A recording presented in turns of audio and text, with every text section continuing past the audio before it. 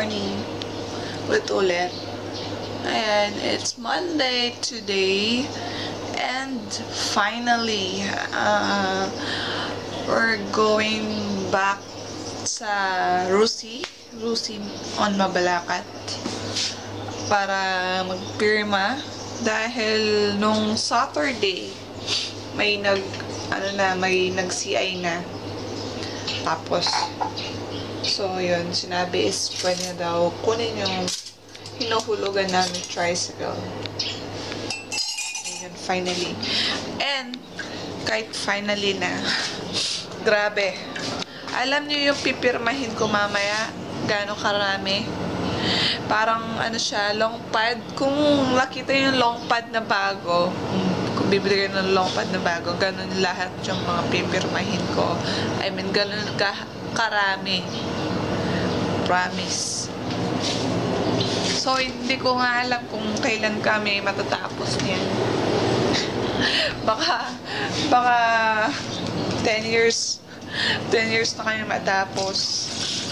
And yun. Yung ang ate ko sumusuko na, sabi niya sa akin, ay kayo na lang. Dahil marami akong ginagawa sa palengke. Kasi si ate, titinda sa palengke, sa Mabalacat. Eh, nung kasi na nagpasama ako sa kanya, kasama ko si mama, akala ko konti lang yung yung mga pipirmahin nila. Akala ko isang pirma lang ganun lang kaso hindi syempre ako wala man akong kaalam-alam na may susulat din nila yung sinulat ko dati. Hindi ko akalain na ganun. So yun, promise. At ngayon, buti na lang hindi ako na hangover. Hindi naman ako totally nalasing kagabi. Kasi once na albawa nakainom ako, tapos once na humiga na ako, inaantok na ako, sobrang antok ako. Madalang lang naman kasi kami naglilibot.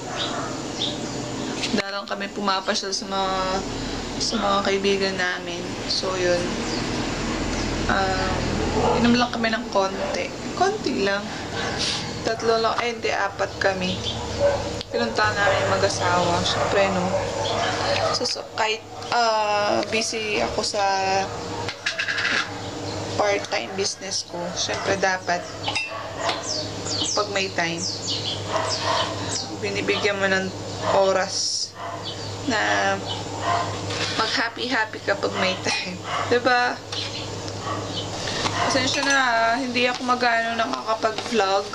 Basta pag may time lang ako, doon na lang ako mag-vlog.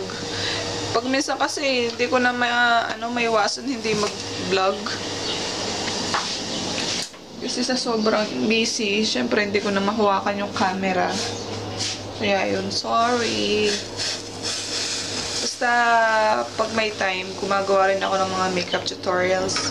So mamaya alis kami, siguro bago alas 12, tapos pupunta na kami ng Mabalacat, pupunta namin yung isang ate ko. Hindi pwede naman hindi sumama yun kasi hindi namin makukuha yung tricycle. Nagpirma pa siya nung una, tapos ngayon pa siya uurong. Hindi namin makukuha yung syempre siya yung co-maker ko.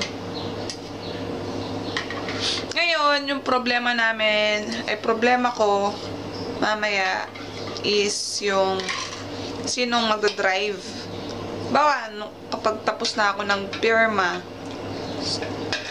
alanganin kasi yung boyfriend ko, si Happy Gilbert, may trabaho siya ngayon. Hindi niya alam kung makakahabol siya mamaya. Ngayon, binalak namin, di ba, pinunta namin yung mag-asawa kahapon sa Tabon. Ngayon, pinakiusapan ko siya na samahan niya ako bukas if ever hindi makahabol yung asawa ko or hobby ko. Kasi kung hindi siya makakahabol yung boyfriend ko, baka yung friend na lang namin doon sa Tabon, yung nakainuman namin kahapon. Pero sabi ko doon sa friend namin, huwag mo maganong pinagmamadali yung motor. Kasi di ba merong driver na maka-drive wagas. Merong ganun parang wala siyang kasakay, wala siyang kasama. Merong ganun Kahit yung boyfriend ko ganun din ang lambot ng kamay niya, makaliko wagas Grabe. Kapag nakuha na namin yung tricycle, hindi na ako mahirapan. Hindi na ako mahirapan pag-deliver ng mga sabon. Lalo na yung mga pa-ship. Sa Wednesday kasi marami na naman pa-ship Tambak na naman. Kasi nung Friday, hindi kami nagpa-ship. Dahil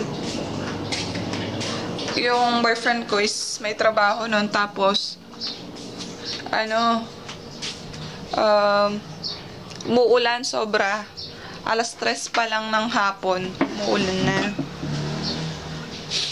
So sige, yun. Mamaya na lang kakape muna ako tsaka online. Hi guys! Bye. Yes. Good evening. Good evening. And happy evening. Ang dami bang evening. Yun. Finally. Nakuha ko na yung tricycle na kinukuha namin kanina. Pero, we're so, tired. But happy. Masaya ako. Siyempre, sino bang excited kapag kumukuha ng mga sasakyan or tricycle pa, 'di ba? Yun nga lang, medyo magastos talaga pag may sasakyan. Pero kailangan kasi namin or natin, yung mga ibang tao na nangangailangan ng kotse o kaya tricycle, lalo na sa business, 'di ba? So yun. Ang dami namin ako lang yung maraming pinirmahan. Ako yung maraming sinulat. Ang dami ko sinulat para ako nag-promissory note. Ganun pala. Grabe. Tapos nagpipirma ba naman ako. Yung una, napakaganda. Pangalawa, okay lang. Pangatlo, tabingi na. Pangapat na pirma, parang hindi mo na alam sabihin. Buti na lang walang sinasabi yung babae. Ayun. Grabe. Problema ko na lang yan is yung carrier niya sa taas. Mabilisan pala yung mga nauubos na mga tricycle sa Rusi.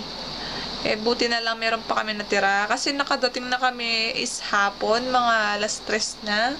Tapos napaka-traffic.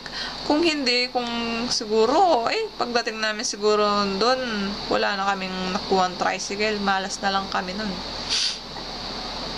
Masaya, medyo pagod. Kasi, yun nga, dami ko sinulat. Tapos, feeling ko na ba ako dun? Parang, ewan ko, di ba pag lagi ka sumusulat, magkakakalyo ka dito. Ako kasi nung high school ako, lagi ako sumusulat. Siyempre, lagi ako nagkakakalyo dito. Ngayon, is mag-edit ako ng vlog ko. Ano pa to nung Sabado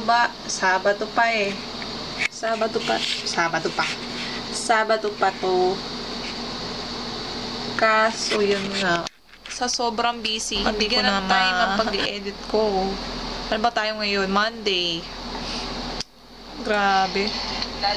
Noong Sunday, hindi pa ako nakapag-vlog dahil sa sobrang busy naman. Hindi ko rin makawakan dahil ang dami namin ginagawa dito. Pag gising ko na ng umaga, ayun, prepare na for lunch. Maaga kasi kami lalo na pag Sunday kasi papa ko agad umuwi galing palengke. Half day lang siya nagtitinda. Si mama nung kasi day off niya pag Sunday. Kaya yun, mas maaga kami dapat nagluluto ng for lunch. Kumbaga brunch. Bye!